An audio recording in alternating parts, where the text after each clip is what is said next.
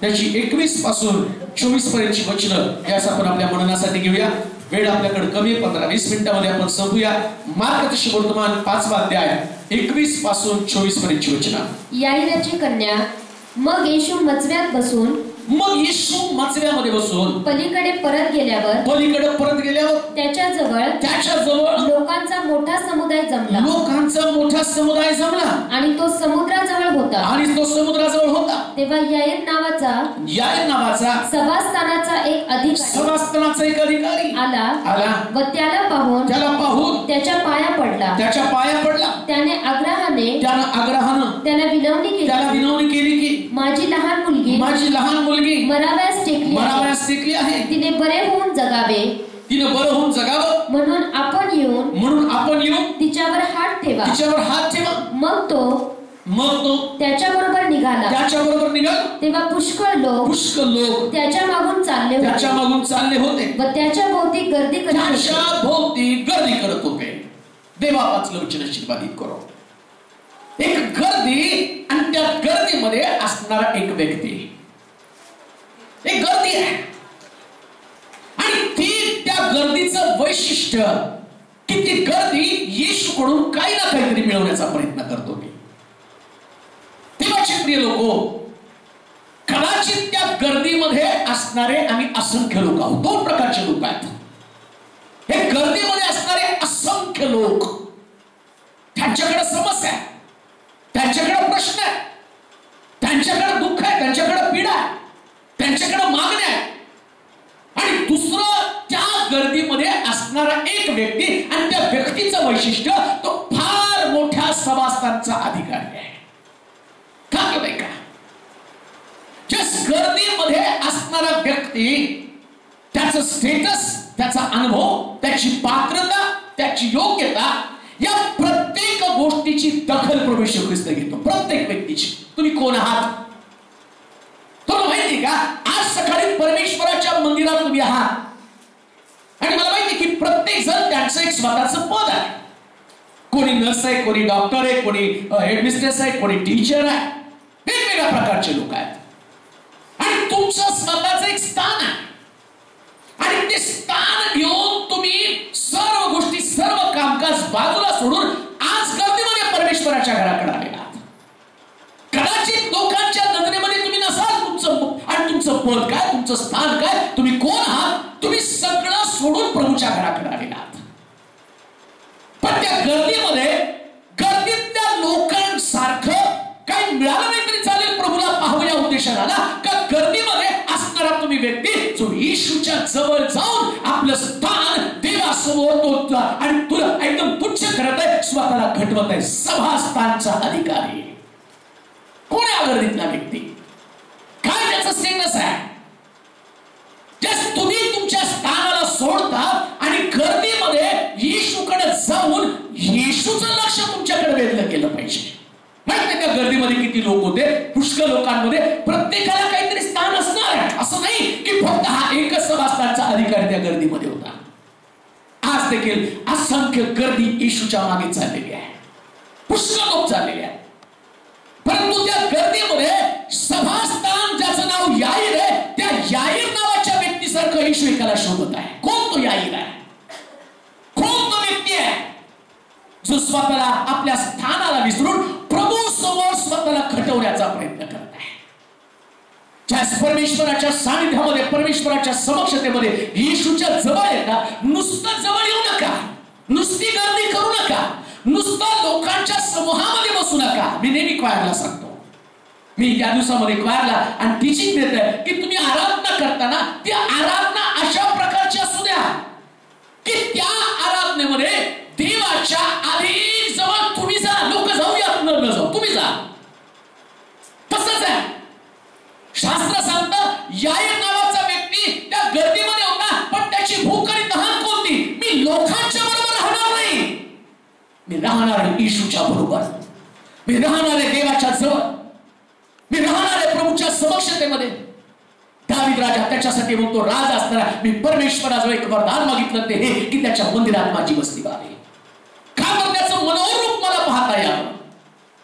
आराधना तुमची अशी असू द्या की त्या आराधनेमध्ये स्वतःला तुम्ही विसरावं आणि परमेश्वराला पाहण्याचा प्रयत्न करा. परमेश्वराला, देवावरती प्रेम करणारे लोक आपलं अस्तित्व, आपलं स्थान विसरून जातात. ती आपल्या अस्तित्वामध्ये राहू नका, आपल्या स्थानामध्ये राहू नका. याईर नावाचा व्यक्ती आणि पवित्र शास्त्र सांगतं की त्यानं गर्दीतनं वाट आणि मोठा समुदाय असताना समुदायात स्वतःला बाजूला केलेला आहे. समुदायात स्वतःला बाजूला करा. काम करणारे लोक, तुम्ही ज्या ठिकाणी काम करतात तुमच्या पदापासून थोडंसं बाजूला या. तुम्ही कोण आहात? आणि एक गोष्ट लक्षात ठेवा, जस्ट तुम्ही त्या स्थानातनं तुम्ही गेल्यावर ऑफिसमध्ये तुम्हाला एक खुर्ची, मला माहिती प्रत्येकाला एक खुर्ची आहे, काम करणारा व्यक्ती त्याला खुर्ची आहे. ऑफिसमध्ये तुमचं एक ठिकाण आहे आणि जागा तुम्हाला, तुमच्या घरामध्ये पण तुम्हाला एक स्थान आहे. आणि तुमची जागा नेहमी ज्यावेळेस तुम्ही कामाच्या ठिकाणी तुमच्याकडे खुर्ची नसेल तर तुम्हाला किती वाईट वाटतं आणि तुम्हाला असं वाटतं तुमचा इन्सल्ट झालेला आहे, नाही का? एखादा अधिकारी आला आणि त्याला बसायला खुर्चीच नसेल तर तो इन्सल्ट झालेला आहे आणि मग आम्हाला वाईट वाटतं. आज सकाळी या गर्दीमध्ये सर्वोच्च स्थान असणारा व्यक्ती तो देखील वाट करत आहे, पण गर्दीतल्या या निकदमा या याईरानं काय केलं? याईरानं आपली खुर्ची प्रभूला देऊन टाकली, त्याचं स्थान देऊन टाकलं. मी नाही, तू बस.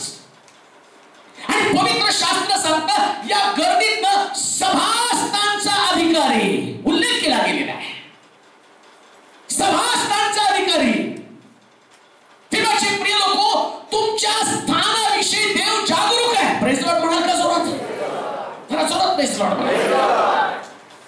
तुम्ही ज्या स्थानात आला ना, प्रभू तुमच्या स्थानाकडे पाहताय आणि तो म्हणतो, एवढी मोठी व्यक्ती होऊन आराधना करत आहे. हालेलुया. तुम्ही कॉलेज कुमार आहात, देव म्हणतो कॉलेज सोडून माझी उपासना करत आहे. तुम्ही कामाच्या ठिकाणी जातात, कुठं तरी कारखान्यात कामाला, देव तिथून पाहताय कारखाना सोडून माझी उपासना करायला येत आहे. तुम्ही हॉस्पिटल मधनं आपल्या घराला, देव म्हणतो सगळं सोडून माझ्याकडे आलेलं आहे. तुमचं स्थान असं कधीच होणार नाही की तुम्ही तुमचं काम सोडून आला आणि देवानं तुमच्याकडे लक्ष दिलं नाही. ज्यावेळेस तुम्ही तुमच्या कामावर असतात तिथं पण प्रभू पाहतो. का देऊ नाही का? तो म्हणतो यानं कामाला स्थान दिलं, मला स्थान दिलं नाही. पण ज्यावेळेस तुम्ही चर्च मध्ये असता आणि त्यावेळेस तो म्हणतो यानं कामाला दुय्यम स्थान देऊन मला प्रथम स्थान दिलेलं आहे. किती धन्य लोक आम्ही आहोत, किती धन्य आम्ही लोक आहोत. जगामध्ये लोक सकाळी उठल्यापासून काबाड कष्ट करून त्यांचं जीवन त्यांच्यामध्ये संपत आहे, पण आम्ही आमचं ठिकाण सोडून प्रभूची उपासना करण्यासाठी आलेलो आहोत. बायबल सांगतं त्यानं येशूला पाहिलं, दुसरं तिसरं काही केलं नाही. कल्पना करावं, मंत्र्याच्या पाया पडणं जाऊन सोपं आहे. आम्ही बघितलं की मोठमोठे मंत्री असतात आणि त्यांच्या पायाजवळ लोक पडतात आणि लोक बघतात. एवढा मंत्री जर एखाद्या व्यक्तीच्या पाया पडला तर लोक म्हणतील काय मोठा चमत्कार घडला, मंत्री पाया पडत आहे. याईर एक अशाच प्रकारचा सभास्थानचा अधिकारी होता आणि येशू ख्रिस्त तिथे गेल्यावर त्याला दुसरं तिसरं काही सुचलं नाही. तो म्हणतो आता खरं स्थान मला मिळालं, आता खरं स्टेटस मला मिळालं. हे जे स्थान, हा मी सभास्थानचा अधिकारी, पण आता माझ्या अधिकाराची गरज नाही, कारण खरा अधिकारी प्रभू येशू ख्रिस्त आणि तो माझ्या समोर असताना मला माझं स्थान सोडायलाच पाहिजे, मला माझं स्थान सोडायलाच पाहिजे. आणि बायबल सांगतं तो स्वतःला विसरला आणि जाऊन येशूच्या पाया पडला. पण हा शब्द नाहीये, खरं काय आहे शब्द? तो येशूची आराधना करू लागला. He bowed before him. तो त्याच्या समोर नमन करू लागला. त्यानं स्वतःचं डोकं त्याच्या समोर टेकवलं. त्यानं आपल्या डोक्याला आपल्या ठिकाणावरती ठेवलं नाही. तुमचं डोकं तुमच्या ठिकाणावरती ठेवू नका. दुसऱ्या भाषेमध्ये असं म्हणेल, काही लोक म्हणतात ना, माझं जर डोकं फिरलं ना किंवा माझं डोकं सटकलं तर माझ्यासारखा दुसरा. आराधना अशीच डोकं सटकून करायची. हालेलुया. अशी उपासना करा, अशी उपासना करा की तिथं म्हटलं पाहिजे, अरे सैताना माझं डोकं आता सटकलं. आजची आराधना एवढी सुंदर आराधना असेल की त्या गर्दीमध्ये मी स्वतःला विसरून आराधना करणार आहे. विसरून. आणि 21-22 वचनामध्ये. तेव्हा याईर नावाचा सभास्थानाचा एक अधिकारी आला व त्याला पाहून त्याच्या पाया पडला. तो अधिकारी आला. चर्च मध्ये जसं तुम्ही येताना दुसरा तिसरा काही करायचं नाही असा विचार करू नका. इथं आजूबाजूला कोण आहे. कदाचित तो तिथं असता तर म्हटलं असता कामावरचे लोक बघितले तर काय म्हणतील. अरे मी एवढा मोठा अधिकारी, मी बॉस आहे. माझ्यासारखा व्यक्ती काय केलं असतं. येशूला गपचूप कुठंतरी कोपऱ्यात जाऊ दिलं असतं आणि गपचूप कोपऱ्यात जाऊन मग म्हटलं असतं आता पाया पडायला हरकत नाही, आता मला कोणी पाहत नाही. पण त्याने तसं केलं नाही. त्याला ठाऊक होतं जे मी करणार आहे ना ते लोकांसमोर करेल का, कारण जे मी करणार ते लोक करणार आहे. तुम्ही जशी उपासना करणार तसे लोक उपासना करणार आहे. पण उपासना करणार सोकून द्या स्वतःला प्रियांनो. स्वतःच. आणि असं नाही की या व्यक्तीला उपासना करण्यासाठी चांगलं कारण आहे. तो अधिकारी हे जरी त्याच्याकडे असेल, सगळ्यात मोठा त्याचा प्रश्न की त्याची मुलगी मरणाच्या पंथास लागलेली होती. तिथं त्याची मुलगी मरायला लागलेली आहे आणि तो आराधना करताना प्रभूच्या पायावर डोकं त्याला ठेवलं. आणि दुसरी महत्वाची गोष्ट, एवढं प्रभूच्या पायावर डोकं ठेवून सुद्धा येशू त्याच्या बरोबर घरी पण गेला नाही. हो, त्यानं दुसरी चमत्कार सुटला पण बाकी त्याच्याकडे लक्ष दिलं नाही. पण अधिकाऱ्याने मात्र दुसरी आणि काही केलं नाही. तुला ठाऊक आहे माझा प्रश्न प्रभूच्या आराधनेमध्ये अडखळ नाही असणार आहे. कदाचित आज सकाळी तुम्ही तुमचे प्रश्न घेऊन देवाकडे आलेला असाल.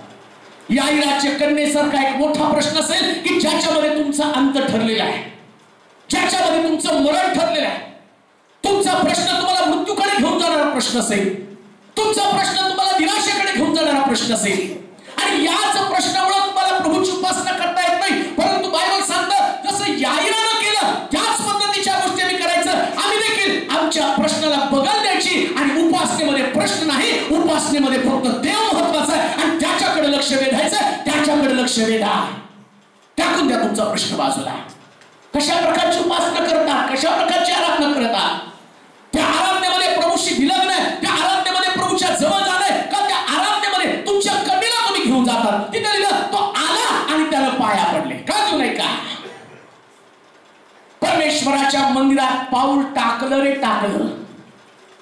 परमेश्वराच्या मंदिरात आला रे आला. बॅटरी चार्ज होण्याची वाट बघू नका. रेस्टॉरंट म्हणाल का, जरा जोरात रेस्टॉरंट म्हणाल का. काही लोकांना चार्जिंग व्हायला ते ड्रम बडवायला लागतो, मग वाद्य वाजवायला लागतात, मग क्वायर नाचावं लागतं, मग ते नाचायला लागतात, मग क्वायर ओरडावं लागतं, मग ते ओरडायला लागतात. याईरानं कोटलं क्वायर नाही, ड्रम नाही, काही नाही. तो आला आणि धडक करणं येशूच्या चरणाजवळ आपटला. प्रिया खरी उपासना ती उपासना. त्या उपासनेला सुरुवात घरातनच होत असते. प्रिया घरात निघतानाच तो चार्ज झालेला आहे. कारण ज्याला भेटायचं तो साधा व्यक्ती नाही आहे. ज्याला भेटायचं तो व्यक्ती तुमच्या प्रत्येक चेहऱ्यावरचे हावभाव सुद्धा पाहताय, निरखत आहे. प्रिया तुमचं त्याला स्थान माहिती, तुम्ही कुठली नोकरी करता, तुमच्या मनात काय विचार चालले, तुमचा प्रश्न त्याला ठाऊक आहे, तुमचा प्रश्न किती गंभीर आहे हे देखील त्याला ठाऊक आहे. पण त्याला माहिती आहे सगळ्या प्रश्नापेक्षा गंभीर विषय कोणता असेल, उपासना. सगळ्यात मोठा प्रश्न तो आहे. प्रिया हा गंभीर प्रश्न आहे. हा तुमच्या घरातला प्रश्न गंभीर नाही, तुमच्या घरातला प्रश्न येशूची उपासना करताना आपोआप सुटलेला आहे. याईराला तो म्हटलं काळजी करू नको, तुझी मुलगी बरी झालेली आहे. काही लोक प्रश्नाला चिटकून राहतात म्हणून उत्तर मिळत नाही आणि काही लोक उत्तर सोडतात आराधनेला चिटकून राहतात. आराधनेला चिटकून राहा, आराधनेशी संधान साधा, आराधनेमध्ये घडून जा. आराधना करता करता स्वतःला विसरा. आणि जे आराधना करतात त्या आशीर्वाद झाले. एक वचन आपण वाचूया. दुसरे शमूएल 6 अध्याय 14 पासून 20 पर्यंतची वचनं. दुसरे शमूएल 6 अध्याय 14 पासून 20 पर्यंतची वचनं. याईर सभास्थानचा अधिकारी असताना त्यानं स्वतःला नम्र केलं आणि परमेश्वराची आराधना करू लागला.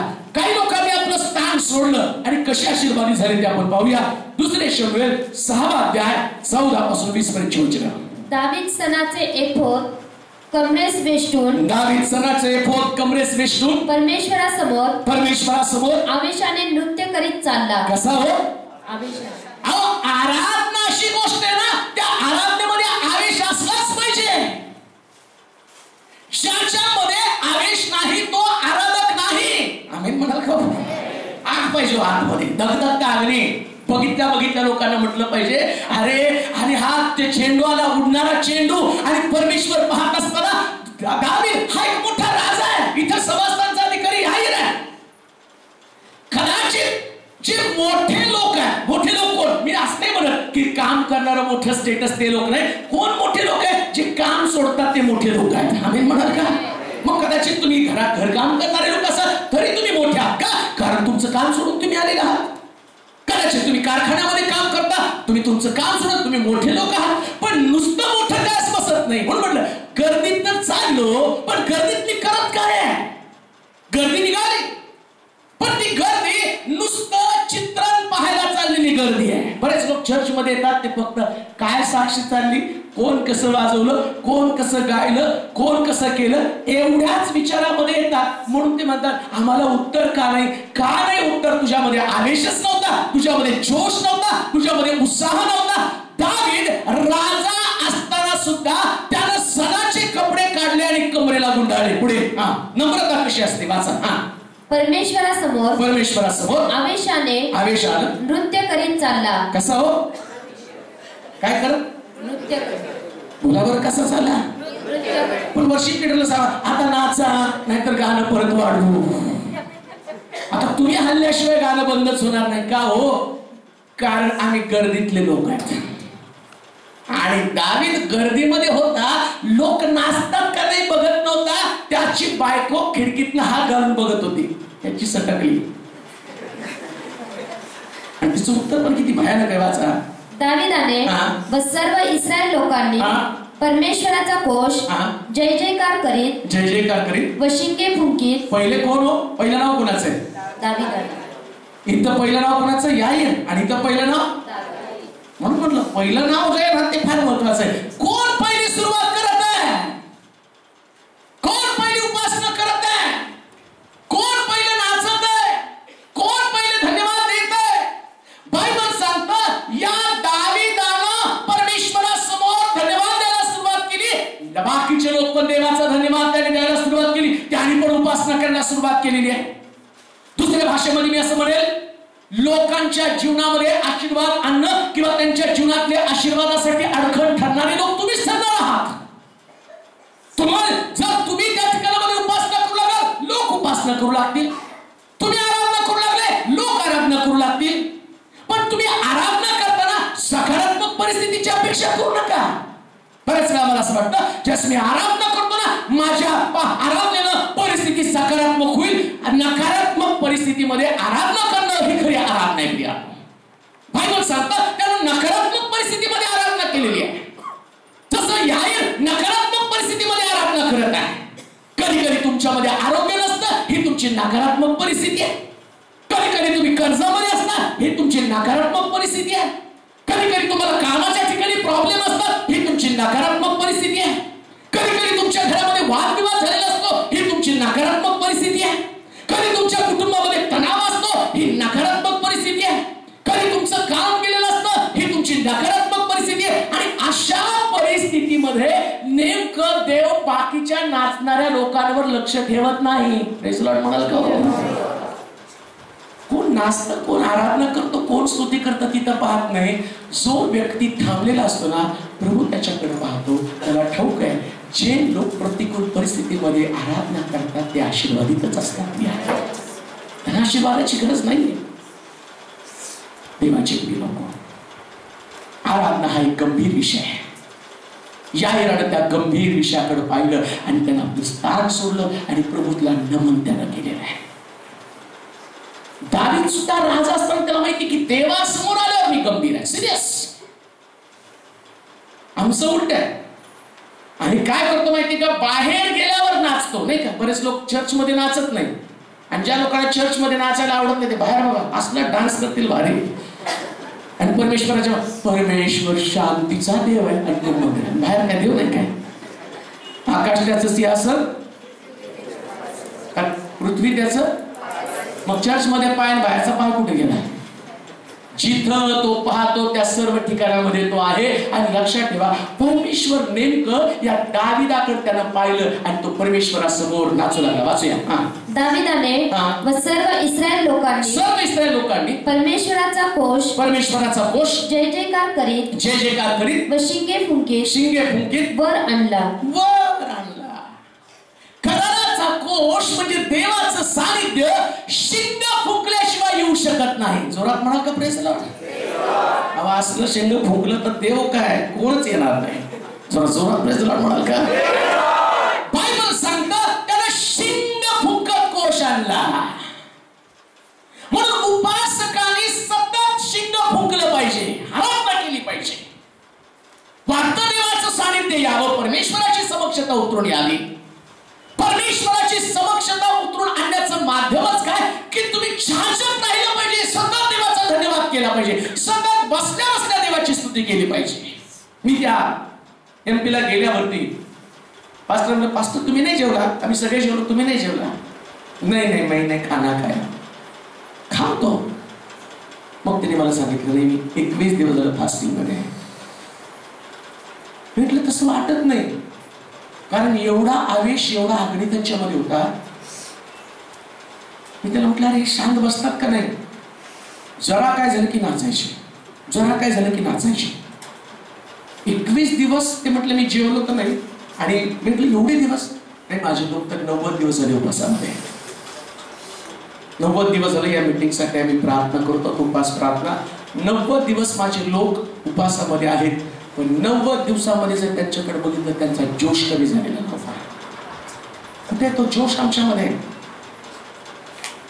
ज्यांना जिवंत देवाची ओळख पटली ना ते कधीच खाल्लेल्या अवस्थेमध्ये नसतात, खाली राहिलेल्या अवस्थेमध्ये नसतात.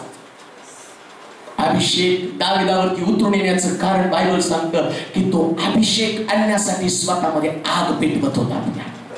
आग पेटवा स्वतःमध्ये. जोपर्यंत ती आग तुमच्यामध्ये पेटत नाही तोपर्यंत देवाचा अभिषेक उतरून येऊ शकत नाही. तिने असं म्हटलं त्यांनी जयघोष करत, जल्लोष करत, रणशिंग फुंकत खराचा कोश आपल्यामध्ये घेऊन चाललेले होते. देवाला खराचा कोश वाहून देण्यासाठी अशा लोकांची गरज आहे जे सतत परमेश्वराचा जयघोष करत आहे. देव त्या लोकांकडे पाहतोय ज्यांचं अंतःकरण सतत स्तुतीने भरलेलं आहे. हा दावीद त्यांच्यापैकी एक होता. दावीद राजा असताना त्याला आज्ञा करू शकला असता, अरे तुम्ही कराचा कोश न्या, माग मी रथात बसून तुमच्या मागे येतो. पण त्याला ठाऊक आहे देवाचं सानिध्य माझ्यासाठी सुद्धा आवश्यक आहे. मी मोठा राजा असलो तरी राजांचा राजा माझ्यामध्ये, आणि राजाच्या राजाला मला जयघोष देणं गरजेचं आहे. राजा सुद्धा ओरडू लागला, नाही गप्प बसला राजा. पण पुढे काय केलं वाचूया. परमेश्वराचा कोश दावीदपुरात येत असता शौलाची कन्या मिखल हिने खिडकीतून डोकावून दावीद राजा परमेश्वरापुढे नाचत बागडत आहे हे पाहिलं. तेव्हा तिच्या मनाला त्याचा वीट आला. आराधना केल्यावर परिस्थिती चांगली होती का. आम्हाला असं वाटतं आज चर्च मधनं आराधना करून गेलो आणि घरामध्ये फार भांडणं झाली. घरात भांडणं झाली याचा अर्थ आराधना चांगली झाली. तुम्ही काढू नका पण भांडण. नाहीतर आराधना चांगली झाली म्हणून घरात जाऊन भांडण काढा आणि म्हणाल आज आराधना चांगली झाली. बायबल सांगतं दावीदानं नाचून बागडून आराधना केली आणि आराधना करताना घरात गेला आणि घरात गेल्याबरोबर बायकोनं तोंड उघडलं. कसं तोंड उघडलं बघा. तेव्हा तिच्या मनाला त्याचा वीट आला. लोक परमेश्वराचा कोश नगरात घेऊन आले व त्याच्या स्थानी म्हणजे जो तंबू दावीदाने किती सुंदर रीती वाचताना विचार केला. इथं लिहिलं परमेश्वराला त्या राजाचा मिखलला दावीदाचा वीट आला आणि ते बाकीचा सगळा वृत्तांत गाळून टाकला. त्यांच्यात काय भांडण झालं. दावीदाचं तिचं संभाषण काय झालं ते घरी गेल्यावर जाऊ द्या. तिथं असं लिहिलं की तिनं पाहिलं ती त्याचा तिरस्कार करू लागली. उपासना ज्यास तुम्ही करता त्यास तुमच्या विरोधात तुमचा तिरस्कार करणारे लोक असणारच आहेत. आणि ज्या तिरस्कार करणारे लोक तुमच्याकडे असतात याचा अर्थ परमेश्वर तुमची उपासना मान्य करत असतो. परमेश्वर तुमच्या उपासनेवरती प्रसन्न असतो. परमेश्वर तुमची उपासना सर्वोत्तम उपासना करत असतो. आणि सर्वोत्तम उपासनेचा दुसरा भागच तिरस्कार करणारे लोक तुमचा तिरस्कार करतात मग तुमची उपासना चांगली आहे. तुमच्यावर लोक प्रेम करतात म्हणजे तुमची उपासना. जेव्हा बायबल सांगतं जे जगावरती प्रेम करतात ते देवाचे शत्रू आहेत. मग जग तुमच्यावर प्रेम करत ना याचा अर्थ देव तुमच्यावर प्रेम करू शकत नाही. पुढे असा तेव्हा लोक परमेश्वराचा कोश नगरात घेऊन आले व त्याच्या स्थानी म्हणजे जो तंबू दाविदाने त्याच्यासाठी उभा केला होता त्यात त्यांनी तो ठेवला. तेव्हा दाविदाने परमेश्वरास होम बली व शांतार्पण अर्पिली.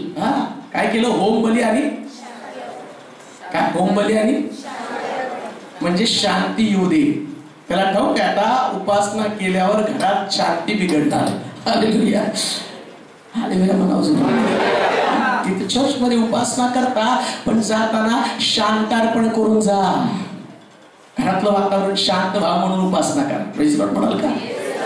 आणखीन एका शब्दामध्ये मी तुम्हाला सांगेल, तुम्ही जर आराधना करत नाही, आराधनेमध्ये शांतार्पण करत नाही ना, तुमच्या घरातली परिस्थिती शांत होऊ शकत नाही. दाविदाची बायको घरी गेल्याबरोबर दाविदाला भांडू लागली, पण दाविदानं काही तिला उत्तर दिलं नाही. फक्त समर्पक योग्य प्रकारचे शब्द, त्याची देवाणघेवाण जे मंडळीसाठी, इस्रायल लोकांसाठी, तुमच्यासाठी, माझ्यासाठी आवश्यक असणारे शब्द त्याने टाकले. त्याची बायको भांडत होती, पण दावीद शांतार्पण करून गेलेला व्यक्ती असल्या कारणानं त्याच्या चेहऱ्यावरची शांती ढळली नाही, त्याच्या अंतःकरणातली शांती ढळली नाही. त्याची बायको त्याला भांडत होती, पण दावीद निश्चित होता. त्याला ठाऊक आहे की आता परिस्थिती देवाच्या हातामध्ये मी सोपवलेली. तुम्ही उपासना करताना तुमच्याशी वाद करणाऱ्या लोकांचा विचार करू नका. तुमची शांतपणे उपासनेमध्ये परमेश्वरापर्यंत पोहोचलेली आहे. कदाचित तुम्ही जाल आणि तुम्हाला असं वाटेल की तुमची परिस्थिती बदलण्याची ताकद कोणामध्ये? पण मला तुम्हाला सांगू द्या, तुमची परिस्थिती बदलण्याची ताकद तुमच्या उपासनेमध्ये, आणि ती उपासना तुमच्या परिस्थिती बदलून टाकणार आहे. आणि कधी कधी उपासना न करता तुम्ही घरी गेल्यावर, कामाच्या ठिकाणी गेल्यावर कामाची परिस्थिती चिघळते. उपासना करून गेला, आराधना करून गेला, प्रॉब्लेम किती आहेत? सिंहाची तोंड फाकलेली आहेत. जसं मिखलचं तोंड उघडलेले आहे, जबडा उघडलेला, तसं कामाच्या ठिकाणी पण जबडा उघडलेला आहे. पण सगळ्यात उत्तम गोष्ट कोणती? या आराधनेनं देव उघडलेल्या सिंहाची तोंड बंद करून टाकतो. बंद करून टाकतो. वाचा पुढे. होमबली व शांतपणे केल्यावर दाविदाने सेनाधीश परमेश्वर याच्या नामाने लोकास आशीर्वाद दिला. उपासना केली की तुम्ही काय करता? जो व्यक्ती आपलं स्थान सोडतो, नीट आहे का? तुम्ही कोण आहात? तुम्ही उपासना करताना तुमचं ठिकाण सोडायचं. काही असं मी आई आहे, मी कसं नाचू? तुमच्या लेकरांना आशीर्वाद पाहिजे तर नाचा. आम्ही म्हणाल का? मी बोलू बाळात म्हणूनच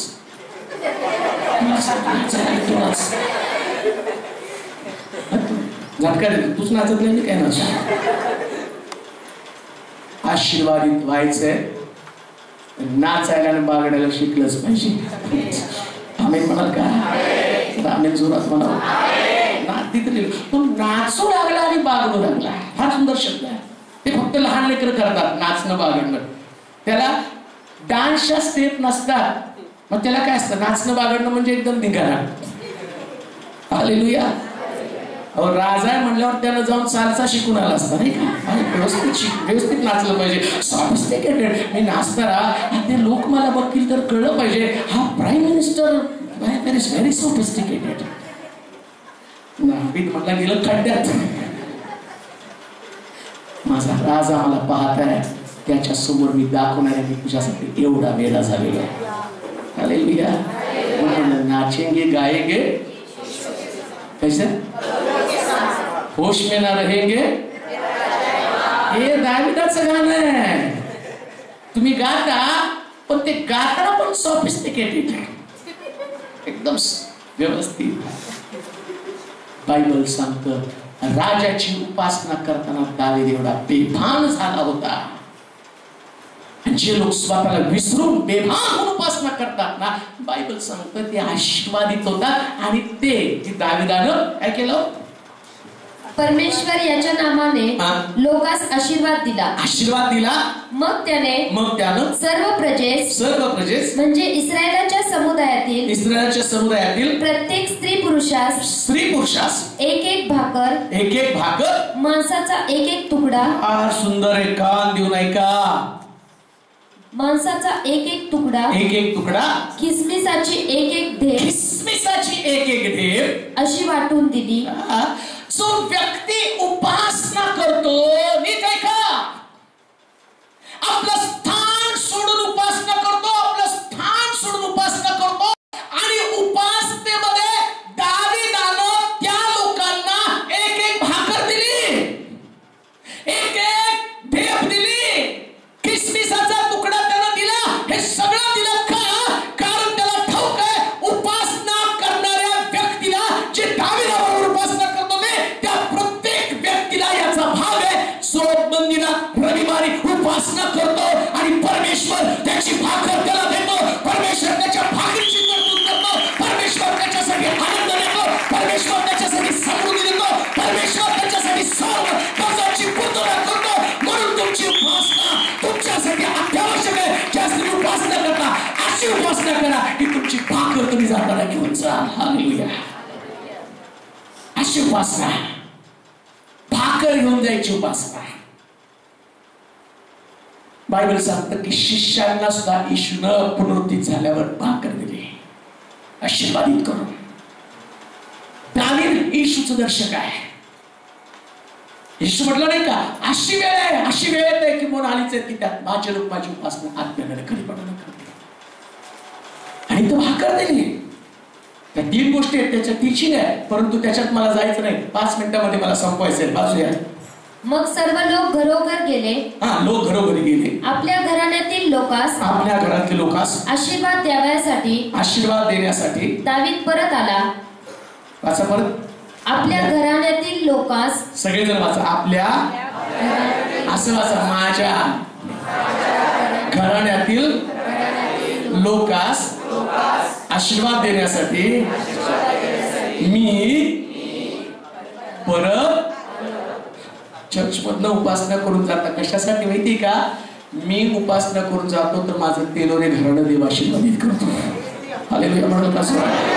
आणि तुम्ही उपासना अशी करा की आशीर्वाद करताना आता काळजी करू नका, देव तुमच्या घराला पुनर्बांधित करणार आहे आणि तुमच्या घराण्यावरचा सगळा शाप काढून तुमचं घराला आशीर्वादित करणार आहे. कारण शास्त्रात आता इथून पुढे तुमच्या घराण्यात, परिवारामध्ये शाप नाही, कारण उपासनेतले सगळे शाप निघून गेले. उपासनेमध्ये आशीर्वाद मोठे झाले. घराण्यासाठी आशीर्वाद झालेले आहेत.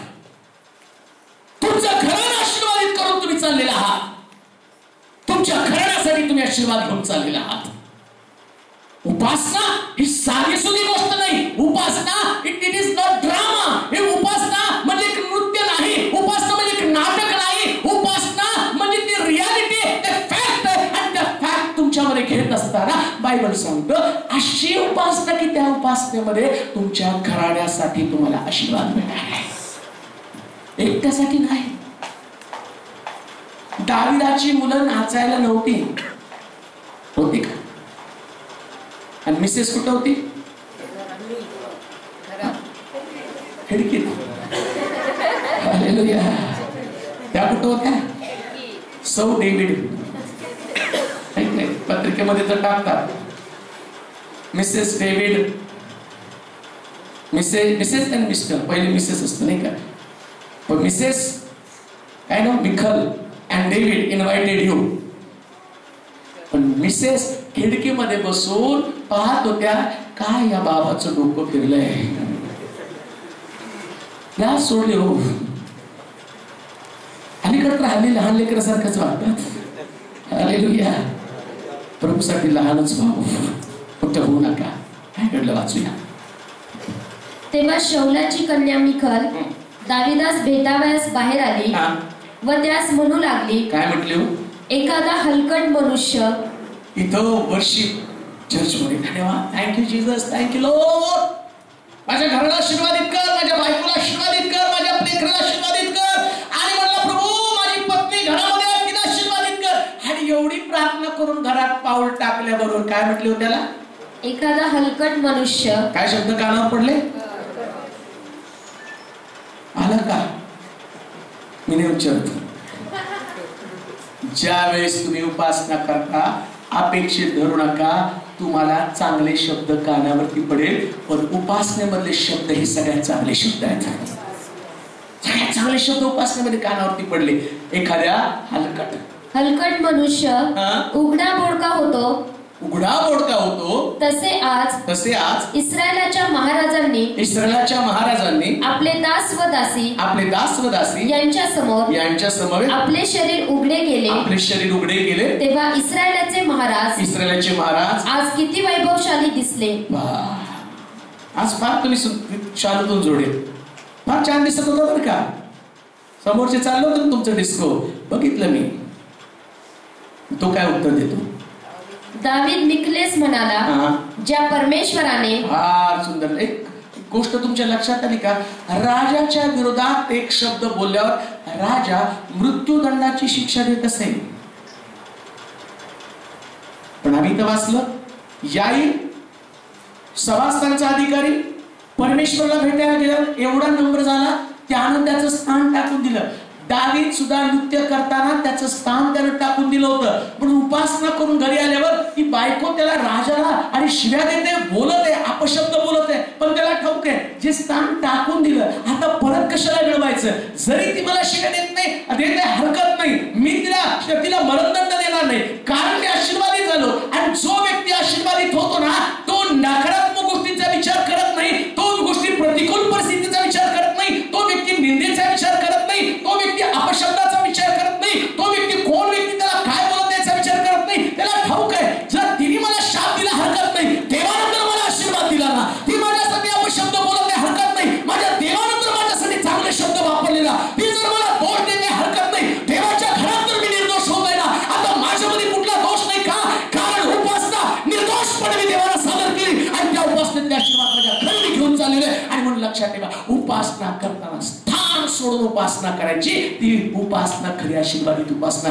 आणखीन काही लोकांनी स्थान सोडलं पण वेळ अभावी आपण ते सांगू शकत नाही, पण एक गोष्ट मात्र निश्चित आहे, ज्या उपासना कराल तर अशी उपासना करा ज्या उपासनेनं प्रभू प्रसन्न होणार आहे. आपले डोळे बंद करू, आपल्या जागेवरती उभं राहूया, नतमस्तक होऊया.